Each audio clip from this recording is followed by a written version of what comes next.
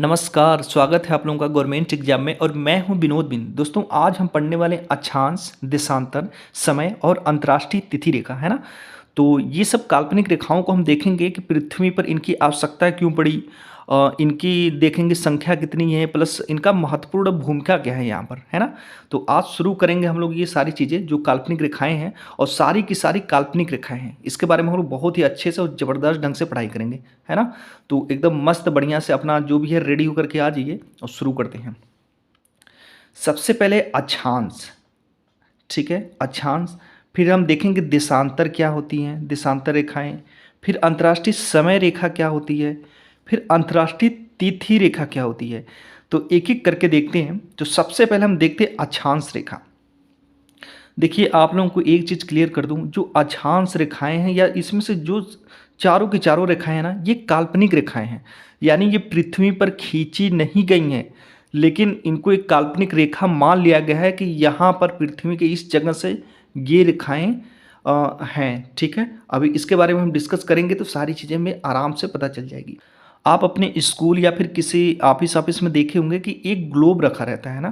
तो उस ग्लोब पे जो है रेखाएं भी बनी रहती है। मैप तो रहता ही रहता, लेकिन वहाँ पे रेखाएं भी रहती हैं। रेखाएं कैसी रहती हैं? पश्चिम से लेकर के पूरब तक रहती हैं, और प्लस उसके बाद ऊपर से लेकर के उत्तर से दक्षिण तक, यानी ऊपर से नीचे तक की रेखाएं रहती हैं, है ना। तो वही चीज़ें आज मैं आपको बताने जा रहा हूँ। देखिए सॉरी, सबसे पहले हम देखने वाले अक्षांश रेखा, ठीक है। तो देखिए जो पृथ्वी पर पश्चिम से पूरब की तरफ जो रेखाएं खींची गई हैं उनको अक्षांश रेखा बोलते हैं, है ना। या फिर हम इसको बोल सकते हैं कि विषुवत रेखा के दोनों तरफ समानांतर खींची गई रेखाओं को अक्षांश रेखा कहते हैं, ठीक है। देखिए मैंने यहाँ पर खींचा है अक्षांश रेखा। 0 डिग्री जो 0 डिग्री अक्षांश रेखा है ना, इसको भूमध्य रेखा बोलते हैं। यह भी एक अक्षांश रेखा है। इसी को भूमध्य रेखा बोलते हैं, बीच वाली को, या फिर विषुवत रेखा बोलते हैं, या फिर 0 डिग्री अक्षांश रेखा बोलते हैं। जो भूमध्य रेखा है या फिर इसी को विषुवत रेखा बोलते हैं, यह क्या करता है कि पृथ्वी को दो बराबर गोलार्धों में बांट देता है ना। यानी कि पृथ्वी के ठीक बीचों बीच ये भूमध्य रेखा होती है। इसके उत्तर साइड देखेंगे तो उत्तरी गोलार्ध, और इसके दक्षिण साइड देखेंगे तो दक्षिणी गोलार्ध, ठीक है। तो भूमध्य रेखा पृथ्वी को दो बराबर बराबर भागों में बांट देता है। उसके बाद कर्क रेखा देख लीजिए। 23.5 अंश विषुवत रेखा से 23.5 डिग्री अक्षांश रेखा को कर्क बोलते हैं, कर्क रेखा, ठीक है। और वहीं भूमध्य रेखा के दक्षिण में 23.5 डिग्री अक्षांश रेखा को मकर रेखा बोलते हैं। यानी कुल मिला जुला करके जो सूर्य है, जो सूर्य का प्रकाश पड़ता है, ये इन्हीं दोनों रेखाओं के बीच में ही पड़ता है, ठीक है। यानी कर्क रेखा के उत्तर में और मकर रेखा के दक्षिण में सूर्य का प्रकाश नहीं जा पाता है। जो सूर्य पूरे साल भर गमन करता है तो इन्हीं कर्क रेखा और मकर रेखा के बीच में ही अपना घूमता रहता है। समझ में आया? ठीक है। और ये होगी अक्षांश रेखा। अब देखिए देशांतर रेखा किसको कहते हैं? उत्तर से लेकर के दक्षिण तक जो काल्पनिक रेखाएं खींची गई हैं, इन्हीं को देशांतर रेखा कहते हैं, ठीक है। इनकी संख्या 360 होती है। कितनी होती है? 360 होती है। और जो ये अक्षांश रेखा है, इनकी संख्या कितनी होती है? इनकी संख्या दोस्तों कोई अलग अलग डिफिनेशन से इनको बताता है। कोई 179 बोलता है, तो कोई 180 बोलता है, तो कोई 181 बोलता है। अभी उसके बारे में डिस्कस करेंगे कि अक्षांश रेखाएं कितनी होती हैं एक्चुअल में, ठीक है। तो 3 मत हैं, 189, 180, 181। कैसे तीनों हैं वो भी सारी चीज़ें हम जानेंगे। अब देखिए एक प्रश्न है कि इन काल्पनिक रेखाओं की आवश्यकता पृथ्वी पर क्यों पड़ी? तो उत्तर देख लीजिए। इस विशाल ग्रह पर किसी भी चीज़ को चिन्हित करने में अक्षांश व देशांतर के द्वारा बहुत मदद मिलती है। जैसे में दोस्तों देखिए, जो हमारे भारत का अगर हम देशांतर देखें कि हमारे भारत का देशांतर कितना है, तो 68.7 से 97.25 के बीच में है। तो इस तरह से ये चीज़ें पता चल जाती है। अगर मान के चलिए किसी जापान का या फिर इंडोनेशिया का, फिलीपींस का, किसी भी देश का पूछ ले, तो इस तरह से अक्षांश रेखाओं या देशांत रेखाओं से हमें ये पता चल जाता है कि अच्छा यहाँ पर है। तो जो भारत है उत्तर पूर्वी गोलार्ध का देश है, ठीक है, उत्तर पूर्वी गोलार्ध का देश है और ये 68.7 से 97.25 देशांतर रेखाओं के बीच में है। वही अक्षांश रेखा की बात करें तो 8.4 से 37.6 डिग्री के बीच में है, ठीक है। तो इस तरह से कोई भी चीज़ है जो पृथ्वी पर, उसको चिन्हित करने के लिए इन काल्पनिक रेखाओं की जरूरत पड़ गई, ठीक है। अब देखेंगे हम अक्षांश की डेफिनेशन देखेंगे कि वास्तव में अक्षांश रेखा की परिभाषा क्या होती है, ठीक है, किसे कहते हैं। देखिए अक्षांश रेखा, इसको लैटिट्यूड बोलते हैं, ठीक है। अब देखिए विषुवत रेखा के समांतर उत्तर और दक्षिण दोनों तरफ खींची गई रेखा को, यानी पृथ्वी के ठीक बीचों बीच रेखा को हम बोलते हैं विषुवत रेखा या भूमध्य रेखा या 0 डिग्री अक्षांश रेखा। तो इसके दोनों तरफ यानी उत्तर और दक्षिण समांतर खींची गई रेखाओं को विषुवत रेखा कहते हैं, है ना। ये रही, देखिए ये भूमध्य रेखा की समांतर उत्तर में भी और दक्षिण में भी खींची हैं और कई रेखाएं खींची हैं। इस तरह से मैंने सिर्फ 2 यहाँ पर दिया है, कर्क रेखा और मकर रेखा, लेकिन कई सारी रेखाएं खींची गई हैं, ठीक है। और एक अलग परिभाषा देख लीजिए, विषुवत रेखा के उत्तर दक्षिण में, उत्तर और दक्षिण दोनों दिशाओं में किसी भी बिंदु को पृथ्वी के केंद्र से मापी गई कोणीय दूरी, ठीक है। अब यहाँ समझिए, किसी भी बिंदु को, यानी मान के चलिए भूमध्य रेखा के ठीक बीचों बीच है, ठीक है, तो पृथ्वी के केंद्र से मापी गई कोणीय दूरी, अगर मान के चलिए मैंने 1 डिग्री ये कोणीय दूरी मापी है ना, जब यहाँ से माप ली तो फिर यहाँ से क्या हुआ कि हम एक काल्पनिक रेखा बना सकते दोनों तरफ, ठीक। फिर मान के चले कि 2 डिग्री कोणीय दूरी हमने मापी, फिर यहाँ से एक रेखा खींच लिया। तो इस तरह से करते करते करते कितनी रेखाएं खींच गई, 90 रेखाएं खींच गई, है ना, क्योंकि 1 कोण 2 कोण 3 कोण 4 कोण 5 कोण करते करते करते यहाँ 90 कोण 90 डिग्री कोण हो जाएगा। उसी तरफ इधर भी है 1 डिग्री, तो यहाँ से एक रेखा बन गई, ठीक है, 2 डिग्री कोण, फिर एक रेखा बन गई। तो इस तरह से करते करते 90 दक्षिण साइड और 90 उत्तर साइड, ठीक है। तो इस तरह से अक्षांश रेखाओं की संख्या कितनी मानते हैं वैसे नॉर्मली 180, लेकिन मैं आपको फिर से एक बार बता रहा हूँ कि अक्षांश रेखाओं की संख्या लोग अलग अलग मानते हैं और एग्जाम में भी अलग अलग पूछता भी है, ठीक है। एग्जाम में जो चीज़ें पूछता है तो ये जो इसमें अभी भ्रम है 189, 180, 81 तीनों में से कोई एक ही देता है आपको, इसमें कन्फ्यूजन वाली कोई बात ही नहीं है, तीनों में से कोई एक ही देगा और उसी हिसाब से आपको करना है, ठीक है। अभी उसके बारे में डिस्कस करने वाले हम लोग, ठीक है, जस्ट आगे ही। देखिए प्रत्येक 1 डिग्री के अंतर पर उत्तर और दक्षिण दोनों तरफ अक्षांश रेखाएं खींची गई। मैंने बताया ना 1 डिग्री के अंतर पर, यानी दोनों तरफ मान के चले इधर 1 डिग्री के अंतर पर यहाँ आया तो मैंने यहाँ रेखा खींच ली, फिर 2 डिग्री का खींचा तो फिर यहाँ पर ऐसा सीधे खींच लिया इधर, उसी तरह इधर भी है ना। यानी इस तरह से करते करते करते 90 अक्षांश रेखाएं इधर हो गई, 90 अक्षांश रेखा इधर हो गई, ठीक है। जो सबसे छोटी अक्षांश रेखा है वो 90 डिग्री रेखा। कैसे, देखिए आप शुरू से आएंगे, ये 0 डिग्री है तो ये सबसे बड़ी रेखा हो गई, फिर उसके बाद ये पृथ्वी गोल है ना, तो जैसे जैसे आप नीचे आएंगे तो देखिए रेखाएं छोटी होती जा रही है और एक समय ऐसा आएगा कि जो 90 डिग्री है वह सिर्फ एक बिंदु मात्र रह जाएगी, है ना, सिर्फ एक बिंदी रह जाएगी और ऊपर का भी वही हाल है, बिंदी। तो ये 90 डिग्री रेखा है। तो सबसे छोटी अक्षांश रेखा कौन सी है, तो 90 डिग्री वाली सबसे छोटी अक्षांश रेखा है। देखिए मैं सारी चीज़ें आपको समझा कर मैप से सारी चीज़ें बता रहा हूँ, इसमें आपको कन्फ्यूजन नहीं होनी चाहिए, क्योंकि मैं सिर्फ ये नहीं बता रहा हूँ कि सबसे छोटी अक्षांश रेखा 90 है, मैं यहाँ दिखा भी रहा हूँ, क्योंकि ये 0 है, फिर उसके बाद 1 डिग्री अक्षांश रेखा, फिर 2 डिग्री, फिर 3 डिग्री, फिर 10, 12, 15 करते करते यहाँ 90 डिग्री अक्षांश रेखा आएगा। तो ये वास्तव में छोटी, क्योंकि यहाँ पर एक बिंदु मात्र ही रह जाता है, ठीक है। और सबसे बड़ी अक्षांश रेखा 0 डिग्री अक्षांश रेखा है, यानी इसी को बोलते हैं भूमध्य रेखा। देखिए जो ठीक बीचों बीच वाली रेखा है यह 0 डिग्री अक्षांश रेखा है ना, और इसी को बोलते हैं भूमध्य रेखा या फिर विषुवत रेखा। तो ये देख लीजिए आप वास्तव में बड़ी है कि नहीं बड़ी है। तो सबसे बड़ी जो अक्षांश रेखा है वह 0 डिग्री अक्षांश रेखा। अब देखेंगे हम अक्षांश रेखाओं की संख्या कितनी होती है, ये बहुत कन्फ्यूजन वाली है। देखिए आप लोगों को एक बार फिर से क्लियर कर रहा हूँ, जो अक्षांश रेखाओं की संख्या है ये एग्जाम में जब पूछता है ना, तीनों में से कोई एक ही देता है, ठीक है। आपको ज़्यादा परेशान होने की ज़रूरत नहीं है, तीनों में से कोई एक देगा, आपको आराम से इसमें से टिक कर सकते हैं। ठीक है, देखिए अक्षांश रेखाओं की संख्या जो होती है, कहीं कहीं आपको 180 मिलेगा, कहीं 181 मिलेगा, कहीं 179 मिलेगा। कैसे? देखिए जो अक्षांश रेखाओं की संख्या है, तो कुछ लोग विषुवत रेखा को, भूमध्य रेखा को नहीं जोड़ते हैं इसमें। ठीक है, उसको नहीं जोड़ते हैं, तो उत्तर साइड 90 अक्षांश रेखा और दक्षिण साइड उसके 90 अक्षांश रेखा।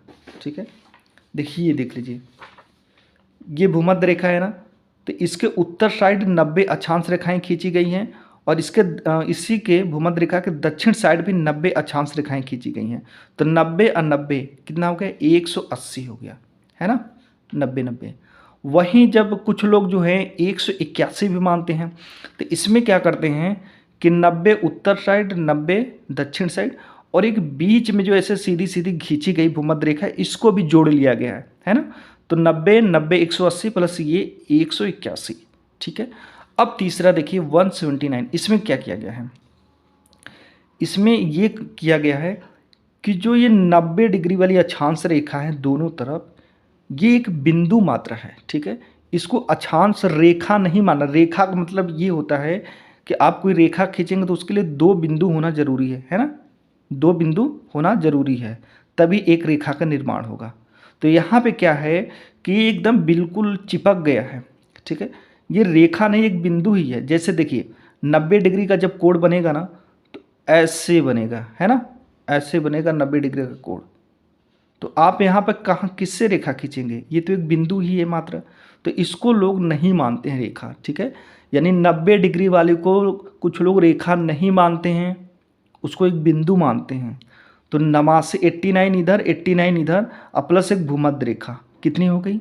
179 हो गई। ठीक है, तो इस तरह से कंसेप्ट आपको समझ में आ गया होगा। और प्रत्येक प्रत्येक 1 डिग्री की अक्षांशीय दूरी लगभग कितनी होती है? 111 किलोमीटर। यानी कि मैं इसकी बातें कर रहा हूँ। देखिए मैंने बोला कि यहाँ से जो भूमध्य रेखा है, जो ठीक पृथ्वी के बीचों बीच रेखा है, इसके प्रत्येक 1 डिग्री अंश पर एक काल्पनिक रेखा खींची गई है। तो ये जो 1 डिग्री रेखा, 1 डिग्री अक्षांश रेखा है, इसकी दूरी और इसकी दूरी कितनी है? 111 किलोमीटर। ठीक है, यानी इन रेखाओं के बीच की जो दूरी है ना, वह 111 किलोमीटर है। इसको ध्यान रखिएगा। जितनी भी रेखाएं हैं, जो ऊपर से लेकर के नीचे तक जितनी भी रेखाएं हैं, इनके बीच में, दो रेखाओं के बीच की दूरी 111 किलोमीटर, वही चीज़ें बता रहा है। और यहाँ पर देखिए 23.5 अंश उत्तरी अक्षांश को कर्क रेखा बोला जाता है, और 23.5 अंश दक्षिणी अक्षांश को मकर रेखा बोला जाता है। और इन्हीं कर्क रेखा और मकर रेखा के बीच में ही सूर्य जो पूरे वर्ष गमन करता रहता है, घूमता रहता है। ये देखिए 23.5 अंश उत्तरी अक्षांश को कर्क रेखा बोलते हैं, वहीं 23.5 अंश दक्षिणी अक्षांश रेखा को मकर रेखा बोलते हैं। ठीक है, अब हम देखेंगे भूमध्य रेखा क्या होती है या विषुवत रेखा क्या होता है। देखिए भूमध्य, भू का मतलब जमीन, मध्य मतलब बीच में, यानी जमीन के बीच में, यानी पृथ्वी के ठीक बीचों बीच वाली रेखा, इसी को बोलते हैं विषुवत रेखा, और या फिर इसी को बोलते हैं 0 डिग्री अक्षांश रेखा। देखिए जो रेखा पृथ्वी को उत्तरी और दक्षिणी गोलार्ध में दो बराबर भागों में बांटती है, उसे भूमध्य रेखा कहते हैं। उम्मीद है कि आप लोगों को ये सारी चीज़ें समझ में आ गई होगी, क्योंकि मैं कई बार बता चुका आप लोगों को। ठीक है, तो भूमध्य रेखा किसे कहते हैं? जो पृथ्वी को बराबर भागों में बांटती है दोनों तरफ। ठीक है, उसके बाद आता है देशांतर रेखाएं। क्या आती है? देशांतर, एक मिनट, देशांतर रेखा, इसको बोलते हैं लॉन्गिट्यूड, है ना, लॉन्गिट्यूड। देखिए अब देशांतर रेखा किसको कहते हैं? पृथ्वी पर उत्तरी ध्रुव से दक्षिणी ध्रुव पर खींची गई रेखाओं को देशांतर रेखा कहते हैं। यानी आप देख सकते हैं, ये नॉर्थ पोल हो गया उत्तरी ध्रुव, और ये हो गया साउथ पोल, ऊपर से नीचे रेखाएं खींची गई है ना।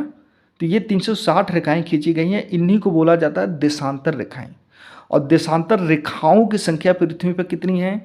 तो 360 है। कितनी है? 360। और पृथ्वी जो है 360 अंश घूमती है कितना? 24 घंटे में। जब पृथ्वी एक चक्कर अपना पूरा लगा लेती है घूम करके, तो दिन और रात होते हैं, और दिन रात कितने घंटे को होते हैं? 24 घंटे को होते हैं। यानी 24 घंटे में पृथ्वी पूरा चक्कर लगा लेती है ना अपना। तो जो पृथ्वी है वो 360 डिग्री है, तो 24 घंटे में 360 डिग्री घूमती है, ठीक है ना। तो 24 घंटे में कितने मिनट हो गए? 1440 मिनट, ठीक है। तो यानी कि 1440 मिनट में पृथ्वी अपना 360 अंश घूमती है ना। तो हम ये पता करेंगे कि जो पृथ्वी 360 अंश घूम रही है 24 घंटे में 1440 मिनट में, तो 1 डिग्री घूमने में इसको कितना मिनट लगा? तो 1440 में 360 का भाग देंगे तो पता चलेगा पृथ्वी को 1 डिग्री घूमने में 4 मिनट का समय लगा, है ना, 4 मिनट का समय लगा। अब यहाँ पर देखिए, टोटल पृथ्वी पर 360 देशांतर रेखाएं हैं, ठीक है। लेकिन जो भारत का देशांतरीय विस्तार है वह 68.7 से 97.25 के बीच में है। यानी कुल मिला जुला करके हमारे भारत देश पर 30 देशांतर रेखाएं हैं, 30 देशांतर काल्पनिक रेखाएं हैं। कैसे पता? देखिए, 97.25 में से 68.7 घटाएंगे तो लगभग में 30 देशांतर हैं, ठीक है, लगभग में 30 देशांतर हैं। अब देखिए, हमने यहाँ पर देख लिया 97.25 में से -68.7 घटा दिया, लगभग में 30 देशांतर हैं। भारत के ऊपर कितने देशांतर हो गए? 30 देशांतर, ठीक है। ध्यान दीजिएगा, अभी देखिए आपको यहाँ से कॉन्सेप्ट समझ में आएगा। यानी 30 देशांतर हैं, तो एक देशांतर को घूमने में हमने यहाँ पर देखा कि 4 मिनट का समय लगता है, ठीक है। तो 30 देशांतर को घूमने में कितना समय लगेगा? तो 30 गुणे 4 मिनट करेंगे यानी कि 120 मिनट लगेगा, यानी 2 घंटा। तो इसका मतलब समझ में आया? इसका मतलब ये हुआ कि अगर अरुणाचल प्रदेश में सूर्योदय 5 बजे होता है तो वहीं गुजरात में अपने पश्चिमी छोर पे जो सूर्योदय होगा वो सुबह के 7 बजे होगा। कैसे? देखिए बता रहा हूँ, एक एक चीज करके आराम से हम लोग पढ़ेंगे, ठीक है, और पूरा कॉन्सेप्ट को देखते हुए पढ़ेंगे, है ना। देखिए, पृथ्वी जो है परिभ्रमण गति करती है, तो परिभ्रमण गति का मतलब हुआ कि खुद से ऐसे ऐसे नाचना, है ना, खुद से नाचना। एक परिक्रमण गति होती है, तो परिक्रमण गति करने का मतलब कि सूर्य की परिक्रमा कर रहा है, ठीक है। तो परिभ्रमण गति जो करती है तो भारत को पार करने में 2 घंटे लग जाते हैं, अभी बताऊंगा आपको, ठीक है। अर्थात इसका मतलब ये हुआ कि भारत के पश्चिम से पूरब में 2 घंटे का अंतर है। यदि अरुणाचल प्रदेश में सूर्योदय 5 बजे होगा तो भारत के पश्चिम छोर पर जो गुजरात है वहाँ पर सूर्योदय 7 बजे होगा। कैसे? देखिए बता रहा हूँ, ये हमारा भारत है, ठीक है, और ये ऊपर से देख सकते हैं कि जो रेखाएं खींची गई देशांतर रेखाएं हैं। तो भारत के सबसे पूर्व में क्या है? अरुणाचल प्रदेश है, और पश्चिम में क्या है? सबसे गुजरात है, सबको पता है। अगर सुबह मान के चलिए सूर्य का प्रकाश आया तो सबसे पहले सूर्य का प्रकाश भारत देश में किस पे पड़ेगा? तो सिंपल सी बात है, अरुणाचल प्रदेश में पड़ेगा, है ना, अरुणाचल प्रदेश में पड़ेगा। तो पृथ्वी हमारी नाचती रहती है, नाचती रहती है, नाचती रहती है, यानी परिभ्रमण गति करती है, ठीक है। तो अगर मान के चलिए सूर्य का प्रकाश यहाँ पर 5 बजे पड़ा तो ये पृथ्वी नाचते नाचते नाचते जब गुजरात में ये गुजरात वाला हिस्सा आएगा सूर्य के प्रकाश का तो यहाँ पे 7 बज गया होगा। क्यों? 2 घंटे का अंतर क्यों लगा? इसलिए लगा कि हमारे पृथ्वी के ऊपर 30 देशांतर हैं और एक देशांतर को पार करने में 4 मिनट का समय लगता है। तो 30 गुणे 4 करेंगे तो 120 मिनट का अंतर आ रहा है ना। यानी कि अरुणाचल प्रदेश में अगर सूर्योदय 5 बजे होगा तो गुजरात में 7 बजे सूर्योदय होगा, इसको ध्यान रखिएगा। अब देखिए, हमने यहाँ पर देखा कि एक ही देश में अलग अलग जगह पर अलग अलग समय हो जाएगा, है ना, क्योंकि सूर्योदय वहीं अरुणाचल प्रदेश में 5 बजे हो रहा, गुजरात में 7 बजे हो रहा। तो ये तो बड़ी समस्या वाली बात होगी भाई कि एक ही देश में अलग अलग जगह पर अलग अलग समय हो जा रहा है। तो इसी सुविधा के लिए एक मानक समय बनाया गया, ठीक है। तो भारत का एक मानक समय रेखा माना गया 82.5 डिग्री देशांतर। क्यों माना गया 82.5 डिग्री देशांतर? क्यों माना गया? क्योंकि यह भारत के बीचों बीच में है, यह रेखा भारत के बीचों बीच में है। यानी जब अब हमारा जो देशांतरी विस्तार है 68.7 से 97.25, ये दोनों के बीच की रेखा है, ठीक है। 68.7 और 97.25 के ठीक बीचों बीच की जो रेखा है 82.5 देशांतर है। ठीक है, तो ये जो रेखा है इलाहाबाद के नैनी से हो करके गुजरती है। तो ये चीज़ें हुआ कि जो समय इलाहाबाद के नैनी में होगा वही समय पूरे भारत देश में होगा। और यह रेखा प्रयागराज के नैनी से गुजरती है। देखिए 82.5 देशांतर रेखा भारत के 5 राज्यों से होकर के गुजरती है। कौन? उत्तर प्रदेश, मध्य प्रदेश, छत्तीसगढ़, उड़ीसा और आंध्र प्रदेश। समझ में आ गया ना आपको 82.5 देशांतर वाला कॉन्सेप्ट? क्योंकि ये 68.7 से 97.25 के ठीक बीचों बीच वाली रेखा है। और ये बोल दिया गया कि इस देशांतर रेखा पे जो समय होगा वो पूरे भारत का समय माना जाएगा, है ना। अगर इसको नहीं माना जाता इस देशांतर रेखा को तो फिर काफ़ी समस्या आ जाती। समस्या ये आती कि अभी फिर से एक बार बता दूं कि अरुणाचल प्रदेश में अगर 5 बजे सूर्योदय हो रहा है तो गुजरात में जाते जाते 7 बजे सूर्योदय हो जा रहा है। तो ऐसे में समय का काफ़ी वेरिएशन समझ में आ रहा है। इसलिए ये हुआ कि ठीक बीचों बीच वाली एक रेखा है ना, बस उसी को मान लिया जाए समय मानक समय रेखा। देखिए भारत का समय लंदन से 5.5 घंटा आगे है। ठीक है, अब इसके बारे में हम देखेंगे। अब देखिए जो लंदन का मानक समय है वो 0 डिग्री देशांतर है और पूरे पृथ्वी का भी जो मानक समय है ना 0 डिग्री देशांतर है।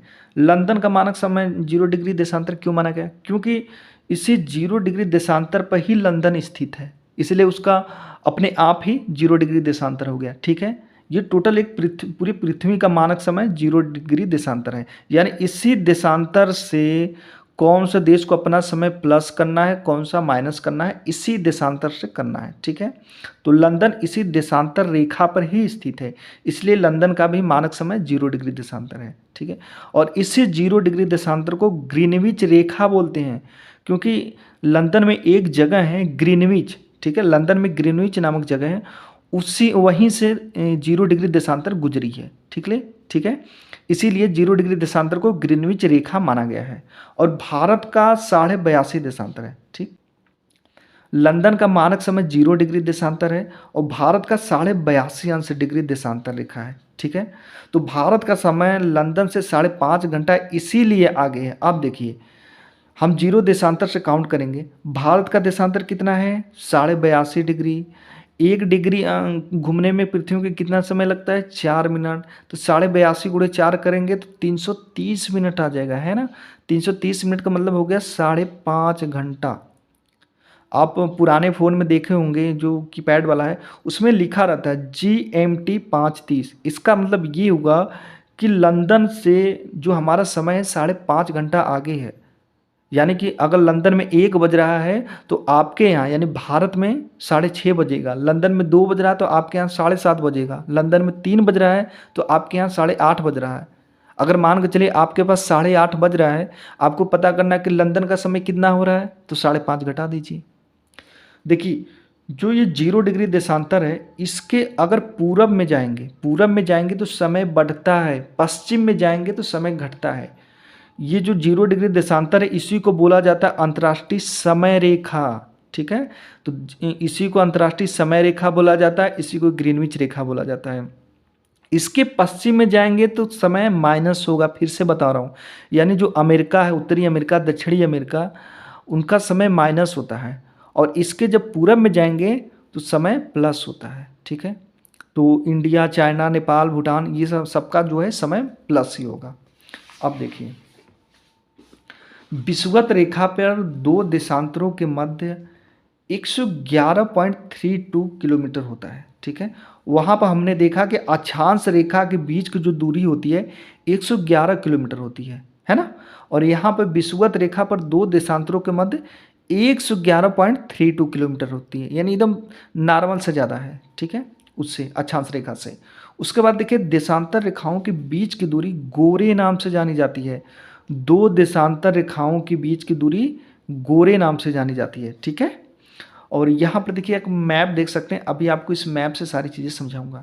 ये USA हो गया और ये दक्षिणी अमेरिका हो गया, ये यूरोप और एशिया हो गया, ये आपका अफ्रीका महाद्वीप हो गया।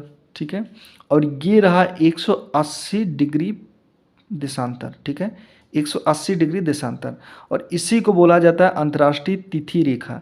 ये मुड़ी हुई है, ठीक है, स्टेट नहीं है, तो ये मुड़ी हुई है और इसको बोला जाता है अंतर्राष्ट्रीय तिथि रेखा। इस तरह से करके है। और ये पृथ्वी पर कुल 4 बार ये मोड़ी गई है। अभी देख रहे हैं इसके बारे में। एक और मैप देख लीजिए, यहाँ पर मैंने इसको बनाया है डायग्राम से। ये देशांतर रेखाएं हैं, है ना, दोनों तरफ देख लीजिए देशांतर रेखाएं हैं, और बीच में ये 0 डिग्री देशांतर रेखा है। मैंने अभी आपको बोला कि जो समय प्लस होता है वो पूरब की तरफ, 0 डिग्री देशांतर रेखा से अगर पूरब की तरफ जाएंगे तो समय क्या होता है, प्लस होता है, समय प्लस होता है। वहीं 0 डिग्री से पश्चिम की तरफ जाएंगे तो अब समय क्या होता है, माइनस होता है ना। यानी उत्तरी अमेरिका दक्षिणी अमेरिका की बात कर रहा है। और इधर इधर आपका इंडिया हो गया, Nepal, Bhutan, China, Indonesia, Japan, ये सारी चीज़ें बात कर रहा है। तो जैसे हमारा भारत का समय 5.5 घंटा आगे है, तो वैसे ही चाइना का भी समय 7.5 8 घंटे इस तरह से होगा, ठीक है, प्लस ही होगा। अब हम शुरू करने वाले अंतर्राष्ट्रीय तिथि रेखा, है ना। तो कैसे ये तिथि रेखा डेट का निर्धारण करती है, कैसे दिन का निर्धारण करती है, उसके बारे में हम जानेंगे, ठीक है। और यह जो है 180 डिग्री देशांतर रेखा है, इसी को बोला जाता है अंतर्राष्ट्रीय तिथि रेखा। सबसे पहले क्वेश्चन आता है कि कहाँ पे है, इसकी अवस्थिति कहाँ है। तो ये प्रशांत महासागर में है ना। तो प्रशांत महासागर में कुल 4 बार मुड़ी गई है। देखिए क्वेश्चन आया है कि अंतर्राष्ट्रीय तिथि रेखा कितनी बार मुड़ी गई है, तो कुल 4 बार मुड़ी गई है। आखिर इसको मोड़ने की ज़रूरत ही क्या पड़ी, कोई अन्य रेखा तो मोड़ी नहीं गई, यही रेखा क्यों मुड़ी गई दोस्तों, इसकी ज़रूरत पड़ी, क्यों पड़ी, देखिए मैं बता रहा हूँ। अगर यह तिथि रेखा किसी देश के बीच में से होकर के गुजर जाती तो उस देश में ही 2 डेट हो जाते, यानी अंतर्राष्ट्रीय तिथि रेखा के पूरब साइड में दूसरा डेट हो जाता, दूसरा दिन हो जाता, और वहीं अंतर्राष्ट्रीय तिथि रेखा के पश्चिम में दूसरा डेट होता और दूसरा दिन होता। जैसे में देखिए अंतर्राष्ट्रीय तिथि रेखा के पूरब में एक दिन माइनस हो जाता है, और अंतर्राष्ट्रीय तिथि रेखा के पश्चिम में एक दिन प्लस होता है। यानी कि अगर मान के चलिए इस रेखा के पूर्व में सोमवार है तो पश्चिम में उसी दिन मंगलवार होगा, ठीक। अगर मान के चलिए इसी दिन इसके पूरब में 11 तारीख है, ठीक है, तो इस रेखा के पश्चिम में 12 तारीख रहेगा। देखिए ये जो है ये साइबेरिया यानी रूस का सब द्वीप हैं छोटे छोटे, तो इसके बीचों बीच नहीं गुजारा गया। ये हुआ कि इस द्वीप को जो है साइड से बचा करके दूसरी साइड ले जाओ। फिर इधर देखिए अलास्का है, ये पहले रूस का हिस्सा हुआ करता था लेकिन फिर इसको अमेरिका ने खरीद लिया, तो इधर ये अलास्का के द्वीप है, इसको बचा लिया गया। यहीं पे बेरिंग सागर है। फिर उसके बाद नीचे आएंगे तो इधर फिजी के द्वीप हैं छोटे छोटे, फिर न्यूजीलैंड के द्वीप हैं। तो इस तरह से किसी देश के बीच में से इसको नहीं गुजारा गया। अब यहाँ पर देखिए हमने ये बताया कि इस तिथि रेखा के पूरब में एक दिन कम हो जाता है और पश्चिम में एक दिन बढ़ जाता है। अगर आप चाहते हो कि किसी भी दिन को आप 2 दिन एंजॉय करो, है ना, चलो मान के चलो आपका बर्थडे है, ठीक है, और आपने एंजॉय नहीं कर पाया, किसी वजह से व्यस्तता हो गई, आपने बर्थडे सेलिब्रेट नहीं कर पाया, अब आपको बहुत मलाल हो रहा है, आप सोच रहे हो कि काश वो फिर से दिनांक मैंने वही डेट फिर से आ जाता तो मैं अपना बर्थडे सेलिब्रेट कर पाता। तो क्या संभव है? संभव है। आइए बताता हूँ। चलिए मान लीजिए आप इस तिथि रेखा के पश्चिम साइड में हैं, ठीक है, किधर है? पश्चिम साइड में है, और पश्चिम साइड में मंगलवार है और डेट कितनी हो रही है? 12, है ना। आप ये सोच रहे हो कि फिर से मैं मंगलवार में जाकर के अपना बर्थडे सेलिब्रेट कर पाऊँ, फिर से वो 12 तारीख आ जाए और फिर से वो मंगलवार आ जाए, तो ये चीज़ें कैसे संभव है? संभव है, यही चीज़ें मैं आपको बताना चाहता हूँ। देखिए आप क्या करेंगे कि रात के 9 बजे इस तिथि रेखा के दूसरी साइड यानी पश्चिम साइड हैं, और आपने क्या किया कि इस तिथि रेखा को पार करना है, पार करेंगे तब जाकर के फिर से मंगलवार आ जाएगा। देखिए रात के 9 बजे आपने इस रेखा को पार करने के लिए चल दिया, इस रेखा को पार करने में लगे कितने? 2 घंटे लगे, और रात के 11 बजे इस तिथि रेखा को आपने पार कर लिया। आपने क्या देखा कि जब मंगलवार से इधर पूरब साइड में आए तो यहाँ पे दिन सोमवार था, है ना, सोमवार का दिन था, क्योंकि मैंने आपको पहले ही बता दिया कि तिथि रेखा के पूरब में एक दिन माइनस होता है और इसके पश्चिम में एक दिन प्लस होता है। तो इधर अभी 11 बजे क्या है कि सोमवार था, लेकिन जैसे ही 12 बजेंगे तो यहाँ पे मंगलवार हो जाएगा ना। यानी कि आप पहले मंगलवार में थे, तिथि रेखा की दूसरी साइड। जब इधर आ गए तो इधर भी मंगलवार हो गया 12 बजे, ठीक है। यानी कि आपने 2 बार मंगलवार, 2 दिन मंगलवार में जिया, ठीक है। अब एक चीज़ और है, मान के चलिए कोई दिन आपके लिए अनलकी है, ठीक है। अनलकी है, आप सोच रहे हैं अरे यार ये फिर से दिन आ गया, मैं पूरा, काश ऐसा होता है कि ये पूरा दिन ही गायब हो जाता, ये मेरी ज़िंदगी में आए ही ना, तो ऐसा हो पाएगा? हाँ, ये भी संभव है, पूरा का पूरा दिन ही गायब हो जाएगा। आइए बताता हूँ। देखिए, आप इस तिथि रेखा के पूरब साइड में हैं, ठीक है, पूरब साइड में हैं। आपको फिर बता रहा हूँ, पूरब साइड में एक दिन माइनस होता है, एक डेट माइनस होता है। पश्चिम साइड में एक दिन प्लस होता है और एक दिनांक आगे रहता है, ठीक है। यानी इधर 11 तारीख है तो इधर 12 तारीख, इधर अगर सोमवार है तो इधर मंगलवार। तो चलिए, आपको एक पूरा एक दिन गायब करना है ना, तो कैसे करेंगे? देखिए, आप रात के 11 बजे इस तिथि रेखा के पूरब साइड में आ गए, ठीक। अब आपको ये रेखा पार करनी है, ठीक है। अब मान के चलिए कि दिन कौन सा है? सोमवार दिन है, ठीक है ना। आपको क्या करना है कि मंगलवार को पूरा गायब कर देना है। आप सोच रहे हो कि मंगलवार गायब हो जाए, यार मंगलवार मेरे लिए बहुत बेकार है, बस तुरंत सोमवार से बुधवार आ जाए, ठीक है। तो आप सोमवार को रात को 11 बजे आप आ गए, आपने इस तिथि रेखा को पार करने में 2 घंटा लगाया और रात के 1 बजे इधर पहुंच गए, ठीक। अब देखिए, इधर सोमवार था, इधर मंगलवार था, ठीक है। अब जैसे ही यहाँ पर आपने पार किया, ये मंगलवार से बुधवार हो गया। क्या हो गया? बुधवार हो गया, क्योंकि रात के 1 बज गए, तो मंगलवार पहले था, तो फिर अब मंगलवार से बुधवार चेंज होगा ना। तो यानी पूरी तरह से आपका मंगलवार गायब हो चुका है, ठीक है ना। कॉन्सेप्ट समझ में आया? यानी पूरा एक दिन गायब हो गया। फिर से समझ लीजिए, आप सोमवार में थे तो इधर मंगलवार था, क्योंकि पश्चिम में एक दिन आगे रहता है ना। तो जब रात को 11 बजे, सोमवार की रात को 11 बजे जब आपने इस तिथि रेखा को पार किया और पार करने में 2 घंटे लगे, और रात को जब 1 बजे तिथि रेखा के पश्चिम में पहुँचे, तो ये मंगलवार से दिन जो है, मंगलवार से बुधवार हो गया रात के 12 बजे, है ना। तो इस तरह से ये वीडियो समाप्त हो गया, और ये काफ़ी लंबा भी हो गया, ठीक है। तो कोई ना, एक आध वीडियो तो लंबी होनी चाहिए। फिर भी आप लोग जितना हो सके इसको सपोर्ट करिएगा और शेयर करिएगा, और वीडियो इसी पर स्टॉप करते हैं। धन्यवाद।